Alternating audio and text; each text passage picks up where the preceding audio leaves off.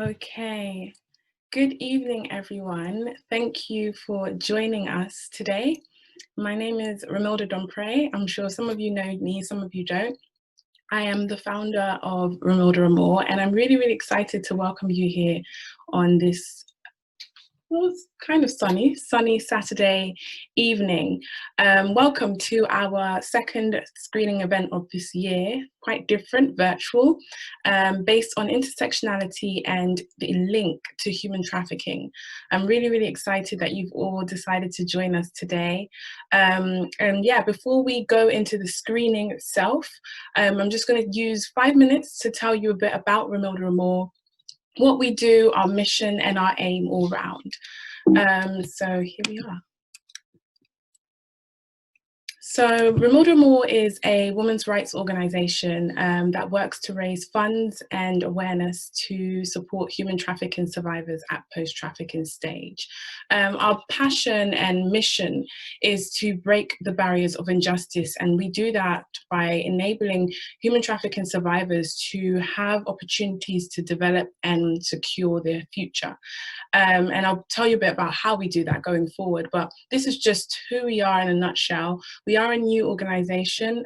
We are really up and running as of last year. We've been doing things here and there before that, but we've been able to secure our groundwork since then. And in order to achieve the goal of breaking the barriers of injustice, we operate through 3 main streams. The first one is capacity building, community awareness is the second one, and the final one is fashion funding.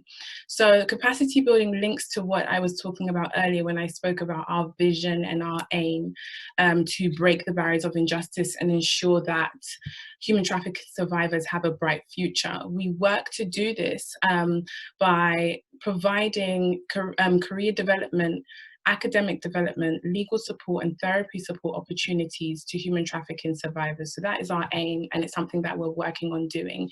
We have a lot of exciting news coming up about how we're progressing to do this, so do stay tuned and connected with us to hear more about that.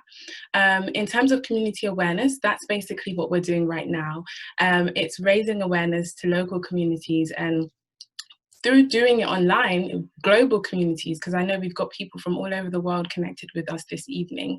And it's really about showcasing the realities of social injustice practice, such as human trafficking. We also touch on gender-based violence and even child marriage as well. And we do this through screening events such as today, panel discussions, which we would have later on today, and also webinars. We had one last month and we have a few coming up to close up the year also. And then finally, our final mainstream is through fashion funding. Fashion is something I'm very passionate about, and I think it has a powerful platform to enable people to come together and stand for a cause. So I design pieces. I've actually designed a scarf called the Freedom Scarf, and we sell that to raise funds for the survivors on our capacity building program.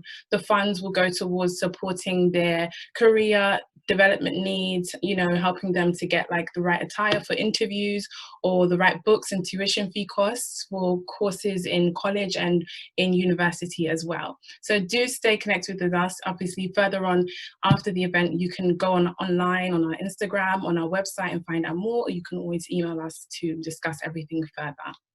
Okay, so this is just a breakdown of today. I don't know what's happened with our timing, but oh, it's kind of distorted. Basically, just to give you guys a good outline of exactly what to expect today, we're going to have the film screening, just checking I'm all on time, from 6:10, probably 6:05 to 7 o'clock. It's just under an hour, the movie. And then we'll have our panel discussion from 7 to 7:20. So that would be with our guest speakers, Pauline Miller and Maria Cavini. And also we'll have our Q&A session after. That's an opportunity for you guys to interact with myself and the speakers and really discuss what we have watched by that point, human trafficking, and even the topic of intersectionality in honor of Black History Month and everything as a whole. So it will really be a great opportunity for us to all have a group discussion. And then from 7:50 to 8, we'll just have our closing comments from then on. Okay, so Without further ado, I would actually like to take this moment to thank YLE for giving us licensing rights for this film. Maria, who is our guest speaker, she would be honoring us with her presence later on, has been behind this. So thank you so much, Maria. I know we'll be speaking soon, very later on in the evening. But yeah, thank you to YLE. We're really excited about this film. It's called At the Root of Sex Trafficking, and it highlights human trafficking between Nigeria and Italy. So I'm not going to take up too much more of your time. I'm going to screen the film now. You guys have your coffee, your wine, your popcorn, sit down, relax, and enjoy. Thank you.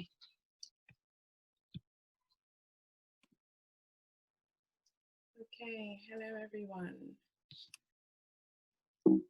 I'm really excited to know what everyone thought about this. We are now going to move into the next part of our session this evening, which is the panel discussion, giving us an opportunity to discuss everything that we've just witnessed and everything we've just watched.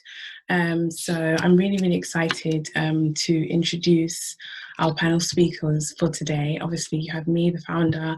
We have Pauline Miller, Head of Diversity and Inclusion at Lloyd's of London. She's actually got a new title. Sorry, Pauline, Head of Talent and Inclusion at Lloyd's of London. She has also joined ROMILDAMOR as our trustee and advisor. Then we also have Maria Kivinen, who is from YLE, the organization that actually produced and created this documentary. And they are the ones who have given us the license and rights to film this. Maria is joining us here today to really discuss this documentary in detail, the theme behind it, and yeah, we're really going to have a great chat, so I'm excited. So I'm going to, let's see, bring them in. I can see Pauline, so asking Pauline to unmute.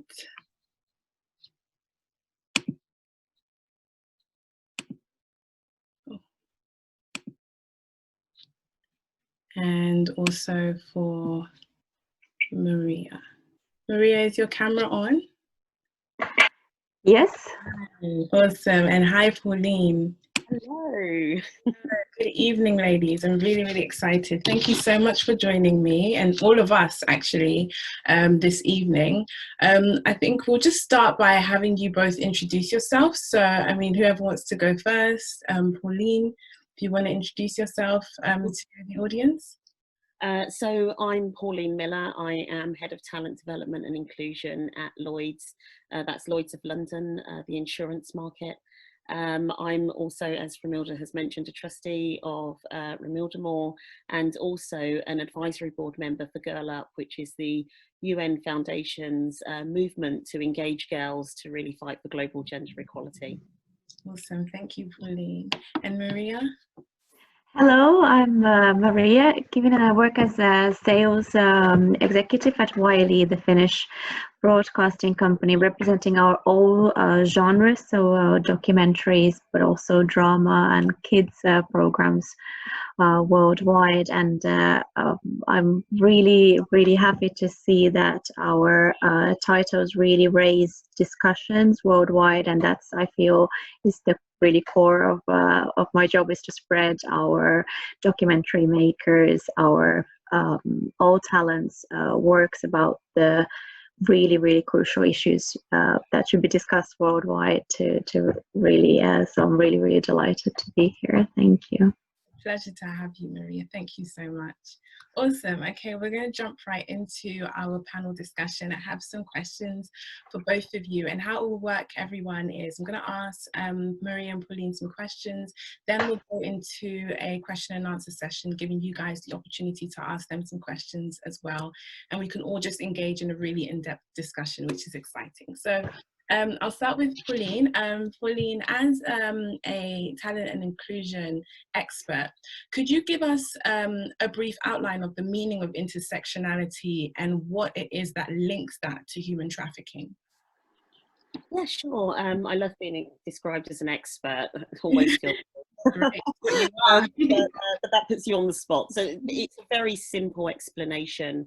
So if we're taking intersectionality first, intersectionality is quite simply the intersection of different characteristics that people may have. So you look at me and see a woman, or you look at me and see a black person, or you look at me and see a black woman. But then there are other aspects of my makeup, my background, my beliefs that all cross over and are all part of me. And in some ways, when you start to talk to me, it's impossible to decide which one of them you're going to profile and make the main part. And I often consider that, be it at work, at home, etc. There are so many different parts of me that make the whole me, and it's the sum of all those parts that is essentially the intersectionality dialogue, and it's quite new on our agenda. I think what links this to human trafficking is the very element that says that the stories are very different for different individuals and for different people that experience human trafficking and that are subjected to it. And it's not simply enough to simply say, this is only experienced by women in poverty. Yeah. Because it's not. It's only experienced by women from, European or Eastern European states, or from African states, etc. It's not. And to understand the different intersections that cause, or where women are either, and men, forced into human trafficking, and the outputs of that and what's happened is very different. And that's why intersectionality is such a critical element when we start to try and unravel, how do we prevent this in our future? How do we stop this? It's not one answer, it's going to be many. Yeah. That's great. That's really helpful. Thank you so much, Pauline. I'm going to shoot over now to Maria. Just to sort of highlight, Maria, obviously the fact that you are from YLE. I really would love to know what inspired the producers and creators to make this documentary. Like, what was that element behind it? Well, the main is because it's a really subjects that it's spoken a lot about, but not ever enough. And we really wanted to go in depth and to really not from our point of view, not put any outside, but really to give the voice to these girls, and to really show from the inside what is happening, and really give the girls the voice, how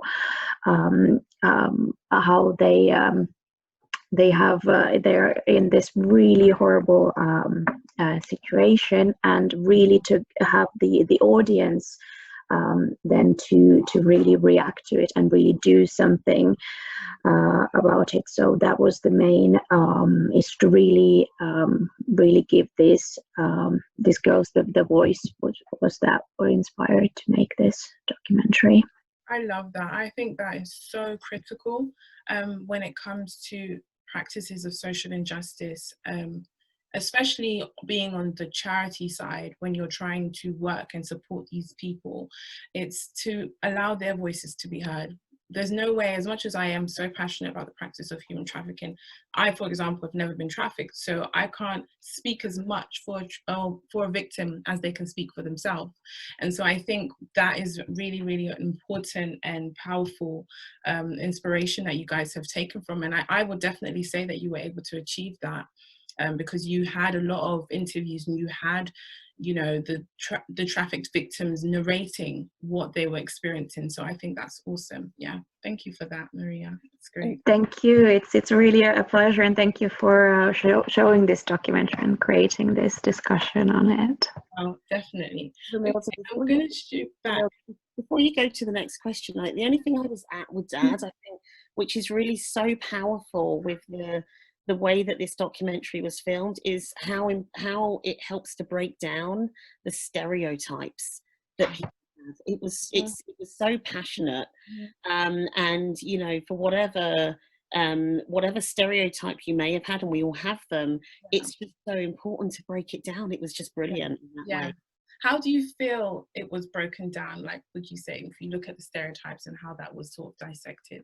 Yeah, so I think, you know, just so everything from how did, you know, how maybe, you know, prospects of prosperity might appear to Mm. some individuals locally, to Yeah. then when they get there and see what's different, Mhm. to the messages that were given to them and why, and you know, and actually some of the, there's a, you know, huge stereotype that locally there isn't a movement to try and stop this.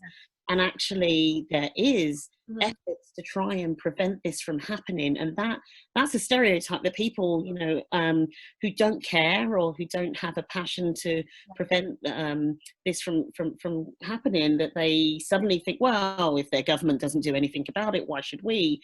And actually there are efforts and huge causes to try and prevent some of this, but they, you know, so how do we make sure we break down those stereotypes to engage everybody to take action? Yeah, I agree, 100%. It's so important. Thank you for that. And I think it actually kind of links to my next question, in terms of what you were saying about intersectionality before. Obviously, this documentary, and in honor of Black History Month, it focuses on Black women and Black women, this one particularly from West Africa, Nigeria. What would you say are the, and I say this in quote, vulnerabilities that are normally found in Black women that causes them to fall prey to human trafficking? I feel like you touched on some elements before, but I'd love for us to dig deeper. So I think it's really important, if we think about Black women, to just within ourselves now to consider what do we conjure up when we think about Black women? Mhm. What's the messages that we either know, have been taught, or think we understand about Black women? And I reflect on my childhood, and you know, I see lots of Black women, you know, my mother, my grandmother around me, and that will form part of those beliefs. And if we think about that, this element of being strong and being able to manage lots of things, and the caretaker, and having a responsibility to look after our families and to care for everyone around us, is one of those vulnerabilities. So it's a passionate and powerful thing that, you know, I teach my daughter, but I also have to teach her about how that can be taken in the other direction. That yes, it's important to be, you know, for us as Black women, maybe to feel that sense of caring around the family and supporting our family, but that can also be a potential vulnerability. That's one. You know, in addition to that, we recognize that in society, and the societal privileges that are experienced by lots of other groups, you know, Black people, and we've seen that this year, are at the bottom rung of that societal ladder. And that is because of so much structural racism that is in our society today. And it's not just Black women, but we know that that is a huge piece. And you know, if we take the UK, where Black women are more likely to be, you know, a higher representation proportionately in prison, for example, and you consider the injustices in the legal systems, the challenges that lead them into poverty, or into you know, a need to be able to provide. Those elements all feature into some of those vulnerabilities, and some of those are, many of those are not at the fault of themselves. It's not because, oh, I felt I needed to care for my family, that I would then go off and cause a crime. It's you know, the system is also stacked against them, as well as the fact that they are trying to care. So I think that's an element, this poverty that allows them to be brought, you know, sort of wheeled in. I think, you know, this wheel that brings them in. And then I'll pick up a third one, and just simply say that there's an element of not being seen, and not having a voice, and not having that visibility, and being dismissed for the concerns or the challenges that they have as well. And I think that is so critical. As a, you know, when people say I don't see colour, I'm like, you don't see me. That's it, period. Because I wake up every day and look in the mirror and I see a Black woman. So if you don't see that, you're not seeing me at all. Now that can go through from their voice and their cries for help. And actually, in there in some ways, you know. And I think what was interesting with this documentary was that it showed some of the religious and the deep-rooted beliefs, especially in Western African cultures, is very pertinent in terms of how they live, and you know, and very much in terms of how that can be then used against, and they can be subjected to trafficking as a result of their beliefs. Yeah, I love that. So that's another vulnerability as well. The whole cultural faith aspect, spirituality. So if we just break it down for everyone. So vulnerabilities would say are the caregiver sort of approach or tag that Black women have for their families, and it pressures them to have to do anything to feed them, because you could see from some of the women who were in Italy, they were thinking about their mothers and back home, and they had to send money back home. So it's like they needed to do anything. It wasn't even a selfish approach like, oh, I just need to take care of myself, or I just need to make a better life for myself. No, it's everyone else attached to me. And with that point, Romilda, remember there are lots of people where that is a successful, you know, it happens every single day. There are many people, my grandmother came here into the UK and left her children at home to make a better life, to bring her children over. It is a very common practice where they are seeking to build that better life. And that is successful for many, many people in different ways. But it isn't always the case, as we can see. Yeah, definitely. I really agree with you. And then I would say, I love what you highlighted about the second approach being about how it's like people don't acknowledge these vulnerabilities and these issues that Black women face, and their voices need to be heard. And that's why I think what Maria's team and Wiley have done with this documentary is so powerful, because they're giving them a voice. And hopefully it's going to, extend further and really give them that power that they need to overcome these issues. And then finally, you addressed, what's the final one? A little bit about the cultural and the faith. Yes, and the faith aspect. And it's funny because all of these things have a good side to them, if you look at it on the flip side, isn't it? But then it can easily, and it has, caused them to be victims in some cases. So yeah, it's really, really great. Thank you for that, Pauline. That's wonderful. Okay, so Maria, I have a question for you. When you were working with the victims, or when I'd say Antti, who is the director, he was working with the victims and interviewing them. This can be relayed from you guys even having to edit it. How did that feel emotionally, having to hear what they were experiencing, especially some of them who weren't survivors? They were still somehow entrapped in the whole modern day slavery aspect. How did that feel, having to carry that weight of their stories? I mean, the main aim was really giving that space for that story to be told, and really for that, Pauline mentioned about being seen, to really bringing to light what is they're going through, completely from their experience, and just having those eyes and ears to hear them and to see them, and to really being the listener, but not in any way, because they're very vulnerable, very raw, very extremely traumatic. I mean, what these girls have been going through is just beyond what human being can be going through. Really, to giving that safe space to really tell it the way they've experienced it, the way they've seen, and to really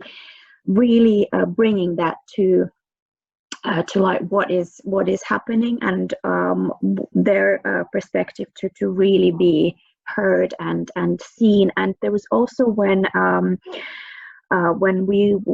this documentary was shown on Deutsche Welle, there was actually a case where this girl in Nigeria who worked as a hairdresser, that actually her madame saw her, and she got threats about her being talking in the documentary. So our documentary team then had to take care of helping her to then quit the job. Wow. And move space to really, because there's a huge responsibility of that, giving that safety, because they're hurt, they're really broken, and they're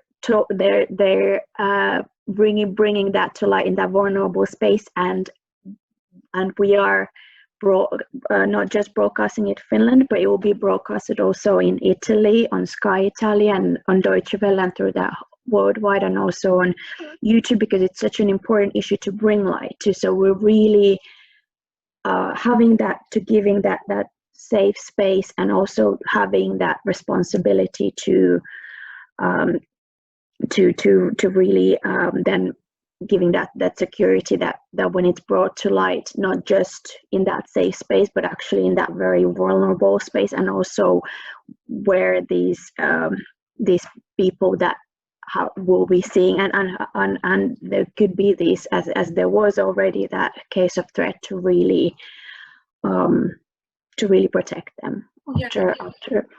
The protection element. And I think it's amazing how you were actually able to help a woman through that, who, you know, the woman who Madame decided to threaten her, you were able actually to get her into a safe space. And I know the charity that you guys highlighted, which I absolutely love, the woman who was trafficked and her husband and her came together and started to help women in Italy who'd been trafficked from Nigeria. I thought that was amazing. I think the work that you guys are going to go on to do to, you know, air it all over the world, it's and particularly, sorry, should I say, in Italy, women who somehow watch it, who are in those situations, know where to go to, you know. So it really is doing more than we can even imagine right now, because it's, I'd say, it's touching on so many different aspects, and that's the beauty of their voices and the importance of it as well. So thank you so much for that. I think we've got a question. Am I correct? I think we can move into our Q&A session, and then I will have some more questions for Pauline and Maria if we have more time. But I can see that some people are eager to ask questions. So I think it's Jacqueline Boynes. I'm sorry if I'm not saying your name, your last name correctly. I've asked you to unmute.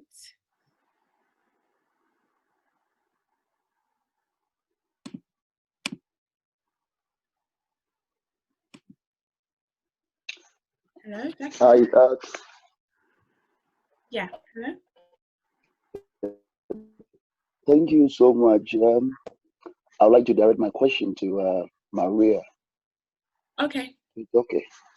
Now, I think it's a wonderful documentary that we just saw, but it looks like these are the fruit of already the actual situation on the ground. That is the root of the real causes. For instance, your other guest talked about the system and the economic element.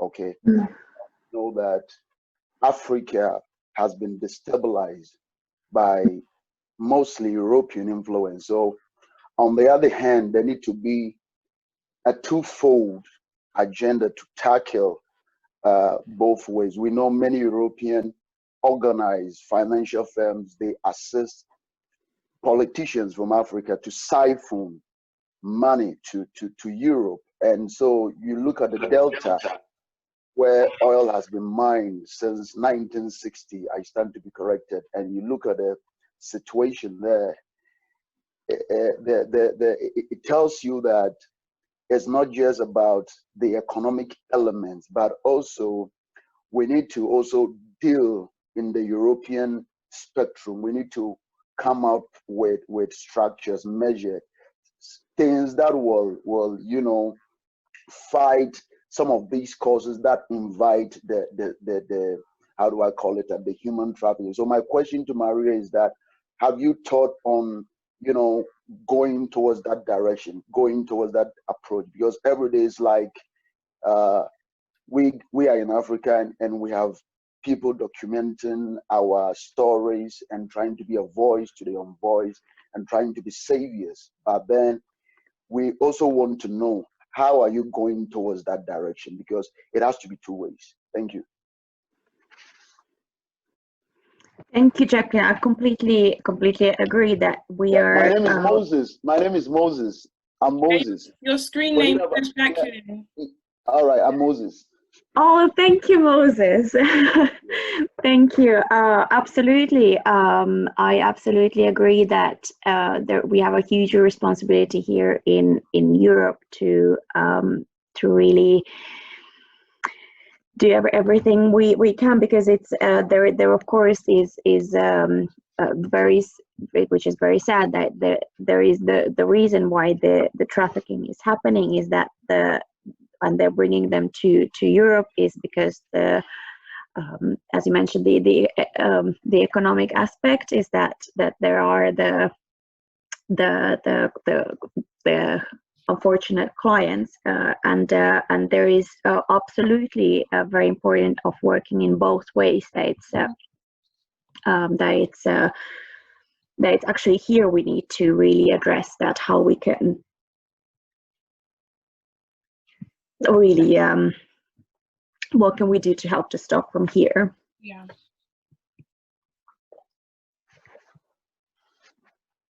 I agree with you completely. And what I was going to say, to touch on what Moses was saying, is particularly that if you looked at the documentary, you saw that there's actually organizations in Italy that are working towards, supporting these women who are on ground in Italy. And one of them was actually a native Italian man as well. So you have that aspect there. And I think if the stories aren't being told, then we don't know the issue. And that's the purpose of, the events that we're doing here today, is really to highlight these issues and also to, as you're saying, discuss what we can do next to support it. But then it's organizations such as I don't know what the name of that organization is, but I'm going to find out, the one that was aired in the documentary, such as them, and then also ROMILDAMOR, who work to support survivors going forward as well. So thank you for that, Maria. Is there anything you want to add, Pauline? No, I think that I completely understand Moses's point, which is it is not simply enough to raise the voices of the victims, and I think it is absolutely critical that we do. We know that, but if we're to look at the other side of the dialogue, then we need to understand, one, who are the beneficiaries of this, yeah, and secondly, what are those local governments in Europe, in individual member states? What action are they individually taking, and what's the counter approach at those right at those areas? Because unless we understand both sides of the dialogue, we never quite know. Yeah, it's not just the voice of the victims. I understand that point. It's critical that we get the right voice and we give a voice to the victims, because that is always fundamental when we think about how we can address such issues. But it is also necessary for us to understand how we unravel those issues. Unless the action is being taken by those member states, unless we are looking at the beneficiaries of human trafficking and understanding what that journey looks like from start to end, we can only get so far. Yeah, I agree with you totally. It's really important, and I think there's so many things that we can do now, so many ways that we can lobby to our local governments, even on Maria's side in Finland and through the producers' work in Italy as well. Obviously, we know that there's organizations that have modern slavery acts and anti-slavery legislations as well, but there is definitely room to be done. We need to criminalize the purchase of sex in a lot of places. I know that's something that's touchy. Some people don't agree with it, some people do, but we have to really look at the impact it's having on these women and even men as well. So thank you for highlighting that, Moses. We have a flood of questions. So Evan, I think, where is Evan? She's going to help us read out the questions. Let me see. Hi, can everyone hear me? Yes, we can. Good evening, everyone. I hope you've had a wonderful time so far. So we've got a couple of questions that have come in. And our first question is a question to Romilda. The question states, as supporters of ROMILDAMOR, what things can we do as attendees to support this agenda and become active agents of change? Amazing question. Thank you. Who was that from? That was from, I believe, Iberi. Oh, hi, Ivy. Yes, thank you so much for that question. That's amazing. So, I mean, at the start of the event, I spoke about what we do here at ROMILDAMOR in terms of our three main streams to support human trafficking survivors. So we actually are in the process of partnering with a rescue mission NGO in the UK. They're called ELAS, and they rescue human trafficking victims in the UK. They have a safe house for them. And they are going to actually be referring these women to us, and we're going to support them to establish them in career opportunities, education opportunities for them to go back to school, to get jobs, to give them therapy care for their mental health and well-being, and also legal aid support too. So how attendees can support us is obviously by helping us to raise funds for these women to really ensure that they have all the tools and resources that they need, spread more word about what we are doing, and yeah, just continue to attend our events, and that way, the more people talk about it and are able to know about our activities, the more that, you know, you never know, it can fall on the ears of a victim who can reach out to us, and we're able to support them in that avenue as well. But yeah, that's kind of the avenue we're taking, to be more active in change, because as even Pauline was saying, and as Moses was saying, and Maria, yes, we started with hearing their voices. Now what do we do? How do we get this to stop? Because I think it was a few weeks ago, I was talking to my family about how I feel like we're doing so much on human trafficking, but we need to see the numbers go down. We really do. It's not enough that it's so high and staying there or even increasing. So this is kind of the activity we're doing. So the way you can be a part of that is by spreading the word and donating, helping us with our fundraising as well. Thank you, Ivy, for that question. Evan, do we have any more? I think Alexandra raised his hand. Yeah. Hi, yes, I'm Alexandria Dean. Thank you so much. I did catch the last like 10 minutes so far, and I apologize for coming in the midst of it, but I want to say I applaud your efforts. I thank you. I did not watch all of the video, the documentary, but I did catch it earlier this year when it was first being promoted, and I want to thank you for going there and filming that. As a survivor and a leader in my community, I've started an organization and have been working with organizations in Africa, in Central Africa, to help combat these this heinous crime, because it truly is heinous. Because many times my brothers and sisters that have been trafficked are trafficked by people they don't know, family members. It's across the board. And I'd like to know if what you're doing would include unifying the fight against human trafficking. That's something that many of my brothers and sisters that are leaders in this field as well, in this fight, are working toward. And it is imperative that we do that. 100%. Thank you so much for your question. That's actually the foundational element that caused us to start the capacity building work to support human trafficking survivors on our program, Unifying. So I wanted to step in and support organizations and charities that are already doing the groundwork of rescuing victims, and I wanted to be us to be able to step in and support them and partner with them to take it further and actually get those victims more stabilized and have them secured in a brighter future and provisions for education and career. So unification is key, because the first thing that came to my mind was, okay, there are tons of charities out there who are working against modern day slavery. yes, I could do what they're doing, or I can actually collectively come together with them and support what they're doing and just help to take it to another level altogether. So I definitely agree with you.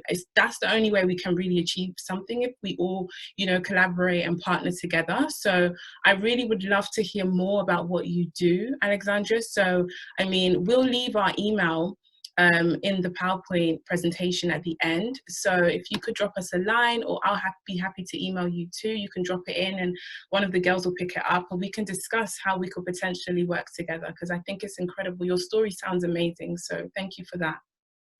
Absolutely. Thank you so much. I look forward to working with you guys. Thank you. Thank you so much. Awesome. Evan, any more questions? I think we've got quite a few. Yeah. Yes, we do have questions. Our next question is from Danaya. I hope I said your name right. And it says, how can charities adopt the effects of intersectionality on human trafficking to their work and methodology when trying to help victims? Okay, I'm going to point this to Pauline. Yeah, so I think it's important for charities to, when they're working with victims, to consider what those individual aspects are for those individual victims. And actually, I think that the more that we can highlight the differences amongst victims, so when you go and look at, you know, various charity pages, there will always be some, you know, information about what the problem is. And what the challenges are, and often when you go through that information, it's quite broad, it's quite umbrella driven, and I think it would be really useful to be able to understand what the challenges are by different groups, and considering that intersectionality, because I don't think I see that as much. I think that's it's an area where everybody's very clear around what modern slavery is, or what human trafficking is, or sex, but it doesn't necessarily break it down to the next layer. I think that's a big challenge. It's a challenge we find in society because we're looking for shortcuts in some ways when we try to describe things, and when we try to describe particular situations or examples. It's no different to talking about the classification of a BAME group of people and not recognizing that there will be differences between Black Caribbean, Black African, Indian, Bangladeshi, Sri Lankan. The challenges are so unique. We can group everyone together. So, but recognizing also that charities are restricted in funding. So it's, how could we engage maybe each other to be able to partner in that unifying approach that says, hey, I'm going to start to look at these areas. It would be great if we could partner with you to look at those and really benefit from supporting each other in that way. Yeah, exactly. I think that would be one piece, because that would create a greater understanding of the challenges for the broader community who want to go and support and help. Awesome. I really like that. I agree with you. It's about looking at it not with like a generalized view. You have to really take it on as a case-by-case basis and analyze every aspect that comes into play. So thank you for that, Pauline. That's really, really great. Maria, do you have anything to add? Yeah, I really think that kind of as much work being together, much together with as many different cultures so that we're having both from the inside and the outside, and really like a lot of discussions like this, and really giving it a lot, as much address worldwide as we can, I think, and in unity. That would be really something that I think would be really, really great if we could all do as much as possible. I agree with you. Thank you. Thank you. Evan, we have more questions? Yes, we do. We have a question from Parmel, and it says, do you think survivors we are helping need to grasp the concept of intersectionality when going through rehabilitation, considering intersectionality hasn't caught on as a paradigm in the East?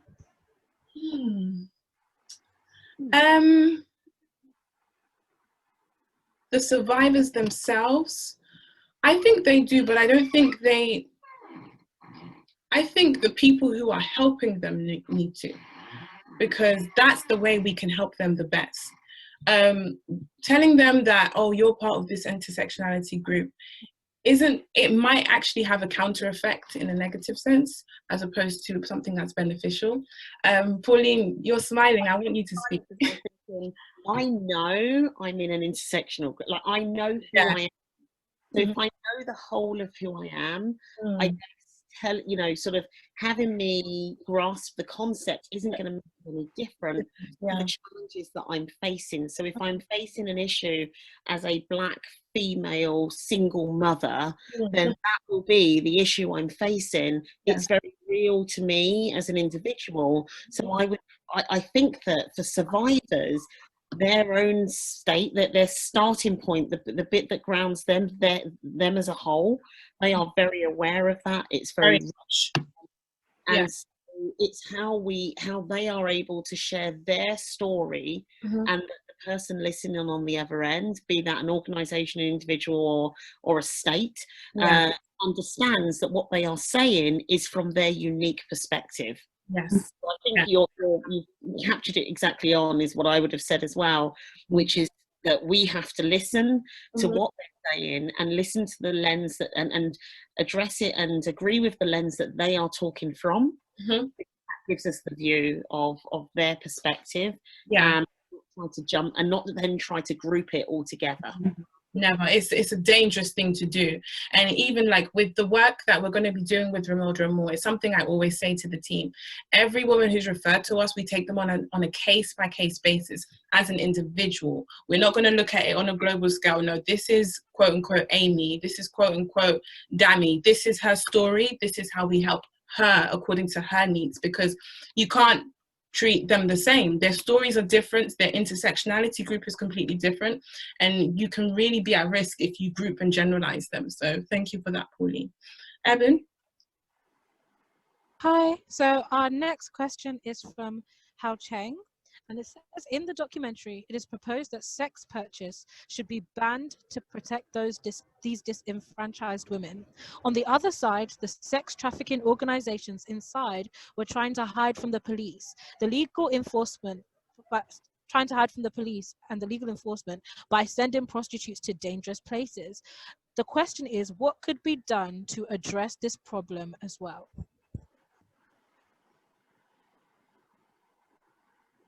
Who wants to answer that question? I'm thinking about my answer. I saw the question pop up on chat, and I was thinking about this dialogue around this, legalizing of prostitution versus sexual trafficking and forcing people into prostitution. And I was debating in my own mind whether there is a difference between the two. Certainly, we know that people who buy sex have a disposable income, and that those that are subjected to, trafficking are there because they have a need, and potentially it's through poverty or otherwise, but there will be some type of need that's not being met, or they're not able to meet, or that they've been duped, etc. So the need varies. It's not just a simple need of poverty. And so it was a really interesting one, as I was, I do think that there needs to be some consequence to, not that, this is not just the individuals who are purchasing sex, but that it has to go much further than that, because it starts layers that are enabling the activity of the sex to happen. It's quite I agree with you. Maria, do you have anything you want to add? Yeah, I was just thinking. There's a lot that should be done on this, and I think that's really really important to address the subject, because here in the human trafficking, these women aren't there. They are being manipulated and they're being forced there, and there is really because there's so much that should be done for it, and I think it's as many kind of small steps that we can take, and that will then hopefully help address, but this problem is so huge that I think we really need to think of as many small steps, the concrete steps that we could make to really help this. I agree with you. And I think Dilly's, see, Eben, I can see, I'm just going to read what they said. Hi, Dilly's. Says maybe the distinction between consensual sex working and forced sex slavery must be made first. That's a really good point. I like that point. How do we make that distinction?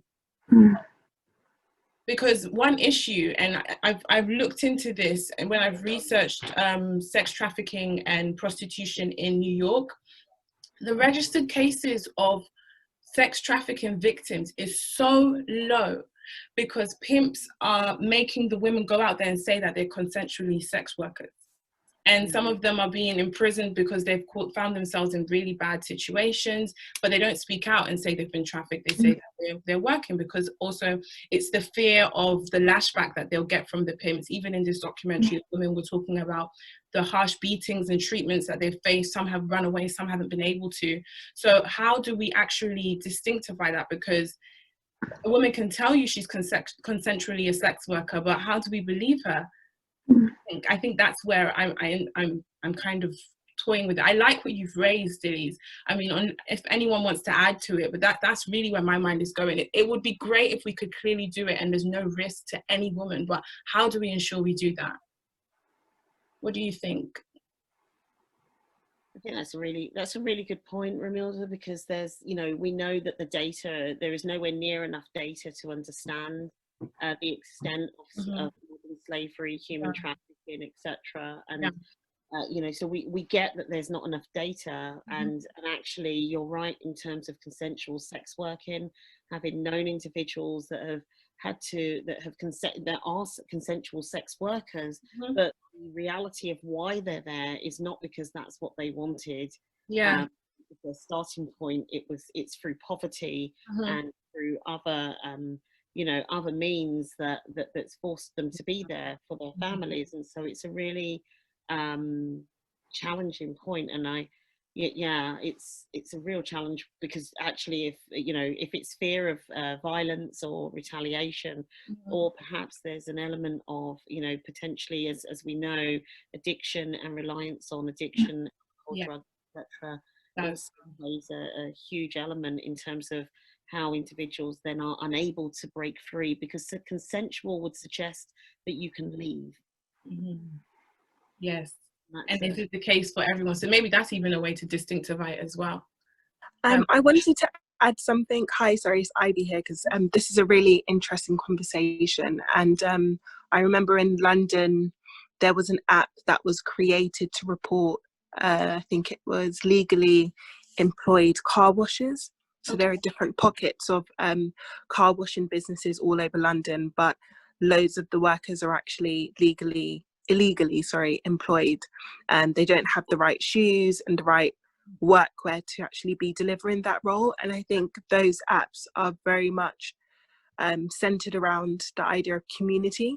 So community taking care of everybody, and maybe that's a potential idea that could be explored. If something is seen that looks a bit fishy, it can be reported anonymously on the app.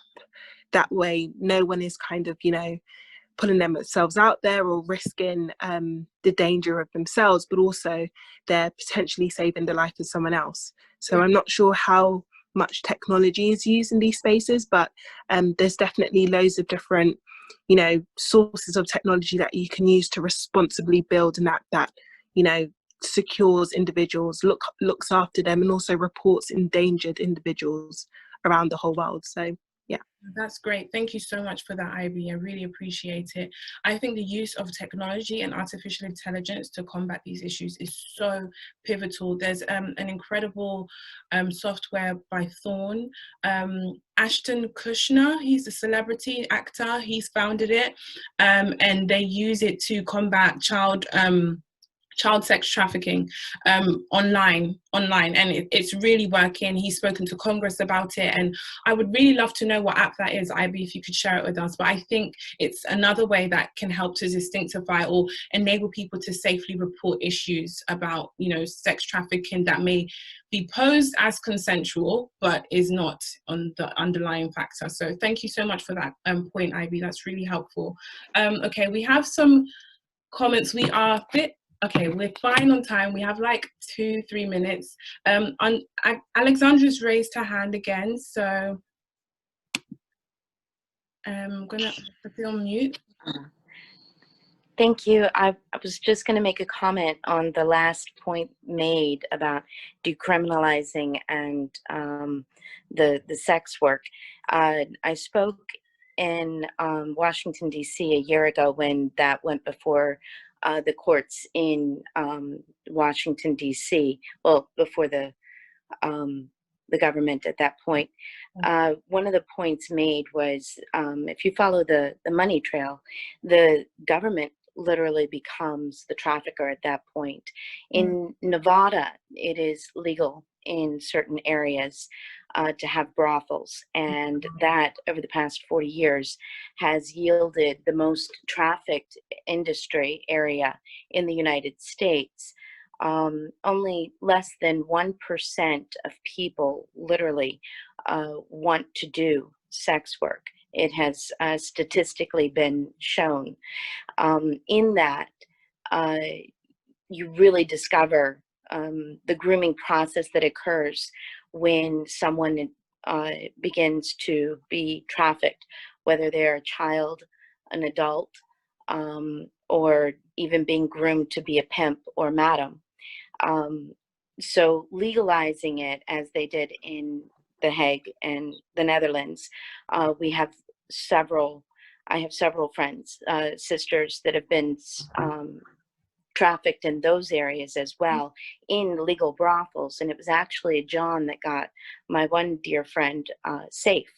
Oh, wow. So because I had proposed to her in conversation in our organization, Symphony of Voices, I had proposed making it a conspiracy where we write a law where that the John and the trafficker would have a conspiracy charge against them, which carries a heavier sentence before the courts. And she's like, well, I kind of have a point about that because it was a John that got me safe, and it was his testimony that actually helped me become free. Mm-hmm. So it really is a challenge to decipher where we go with that. Mm-hmm. However, I just wanted to make that point clear that it is, if you look at it in a whole, Nevada State is actually the trafficker, backed by the federal government, because at that point everybody has to register their income. Wow. So that's really helpful. Thank you so much for that. I think it's really about speaking to people at the top here all round, and I wish we had more time, guys. I really do, because these things are so, you know, important. Eben, how are we for time? Unfortunately, we have run out of time. It is 7:53 and we're meant to end at 7:50. We just got one more question that came in. I don't know if you want to handle it or... From Henry. Okay, I will handle this very quickly. Hi, Henry. Very enlightening discussion this evening. With victims often being young, how do we enlighten girls and guys of similar age to look out for signs that their friends might be in such a situation? That's a really good point. And even in the documentary, you saw that whole clip when they went to the school and they showed they showed another film to the students, and it opened their eyes. I think it's really taken steps of educating them, really taken time to, you know, hold sessions in schools and colleges about this. I know Henry's from STC, South Thames College, and we're speaking with them about collaborating together, which is so exciting. And I think working on that is really, really important, and it would help us to further this and help prevention, which is key, because prevention will help the numbers stop rising. So that's so important. Yes. I'll just throw in one comment, and I just really, you know, interested. I was scribbling down a final thought in my mind, and I wrote, you know, the biggest thing was that we're all responsible, and that actually there is an element of community, there's an element of education for our children, and there's an element of advocacy, because we can all be advocates and we can all make sure that we take a stand. But you know, when we talk about that community, yes, we've got to make our children aware, but I like to think that I didn't raise my kids on my own. You know, the community, so that they were also looking out for them, they would see them, they would be able to, you know, flag to me or talk to them, and that it's a joint effort. And if we all took that approach, and you know, it's very pertinent in Black communities that we take a community effort to raise our children, and if we all, you know, if that was an effort that we all played that role of looking out for each other as well as raising these core issues. And there was a point earlier that was like, what can we do as supporters of ROMILDAMOR, as supporters generally? You know, why shouldn't we be challenging our MPs? Why aren't you asking your MP what they're doing, where they stand on this issue? Because if you ask them, they have to respond. And without us taking the ability, you know, we have that right and power. We are lucky enough to be in countries that enable us to ask and challenge, and we should be doing more of that. 100%. Thank you so much. I think the onus is on all of us to really stand up, and obviously supporting what the work we're doing is great, but we all have a voice, and if we come together, we can be much more stronger in all of this. Thank you so much, guys. I really wish we could go on and on, because I love this. I really do. And I just think that it's important we stay connected together. The talking, the raising the voices is just as important, but I think what really ties it up and puts the cherry on top is us really making change, making a difference. You know, as Pauline said, speaking to our local MPs, you know, supporting human trafficking survivors and victims so they don't get re-trafficked, so they don't become vulnerable to modern day slavery is so important. But unfortunately, that's our time. We're just going to round up on a few things very quickly. So I will just show you guys that. I think, let me see. Pamela? Do I need to unmute you? Hey, no, it's all right. Thank you. Hey, everyone. I'm Parmal. I'm the social media manager for ROMILDAMOR. And speaking of making change, I'd like to announce that ROMILDAMOR has started 3 separate raffles to support our effort with human trafficking victims. You can see the gifts attached to each raffle. The gold raffle is £7, the silver 5, and the bronze raffle is £2. We've had wonderful sponsors such as Fine London, who's given us these beautiful gold-plated earrings for a gold raffle. With every gift, you get a ROMILDAMOR Freedom scarf, and for the gold raffle, you also get a Google Nest Mini, and you get soaps from Friendly Soap. In addition, for silver, you get a fan by Ladies Accessory and these beautiful earrings from K. Mabel. And then finally, for the bronze raffle, if you win, you get a hand cream from Loved by Nature, and again, earrings by K. Mabel. So I would encourage you all to join, to pitch in. These are all wonderful brands, all independent, most of them sustainable, and they are our sponsors for this event. We will announce the winners on the 18th of October, which on our social media pages. So please be sure to follow us there. Please follow our sponsors. It is Anti-Slavery Day, and everything you pitch in counts. And also thank you to Ben and Anna as well. Apart from Fine London, K. Mabel, Loved by Nature, Ladies Accessories, and Friendly Soap. So that's all I'd like to say. Please follow us on social media. We'll be doing many more events like this, and we'd love to have you around. I will post the links to the raffle right now on the chat if you'd like to join right now. Brilliant. Thank you. Thanks, Pamela. So yeah, guys, the raffle is to support the human trafficking survivors who will be on our program. These funds will go to support them in their, you know, career and education development, and providing them with legal aid representation and therapy support for their mental health and well-being. So thank you to all our sponsors who sponsored this. As Palmer said, 18th of October, which is Anti-Slavery Day, we'll be announcing the winner of the raffle as well. Guys, I keep saying it, but I mean it. I really wish we could go on, but I just want to say a big thank you to everyone. Thank you so much to Maria from YLE. I really appreciate your contribution and your time and for giving us the license to screen this amazing documentary. Thank you so much to Pauline, our trustee advisor, incredible inspiration. Thank you for your comments and your insight on everything we've discussed today. I really appreciate it. A shout out and a big thank you to the ROMILDAMOR team, Palmer, Eben, Kitty, Megan for sharing, Natalia, Andrea from Colombia. I know you're with us. Thank you so much for joining and supporting. Thank you to everyone for tuning in. Do stay connected. We have some exciting webinars coming up towards the end of this year and just more in store. So stay connected with us. To anyone who we didn't get around to answering your questions, please email them to us and we'll take the time to personally get back to you. I will email you myself. So thank you all so much. I really appreciate your time. Have a lovely evening and we will connect soon. Thank you. Bye. Bye. Bye.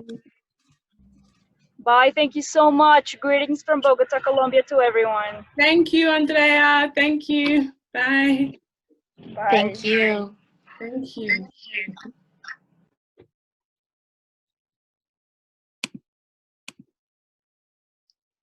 Thank you, Pauline.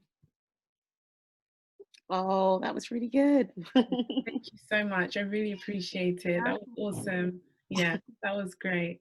Really, really good conversation and great questions as well. Yeah, I'm so happy. I'm really happy with everyone's insight. It was wonderful. So yeah, we'll definitely connect further and go on from there.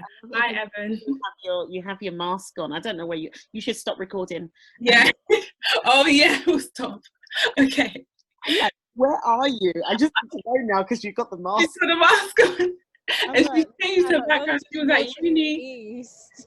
We'll edit the video. It's fine. Yeah, I'm at London. Where am I? I'm at London Waterloo East. I was at uni, and they said we can't stay in the room anymore, which is where I plan to be. So just pit stop at the train station and said, "Bless your heart." Thank you so much. Imagine. Thank you, Evan. Please go home. Get home safe. Yeah. I'm going now. Yeah. Run home. Thanks so much, Pauline. Have a lovely evening. We'll touch base soon. Yeah, definitely. Take care. Bye. Bye. Bye, guys.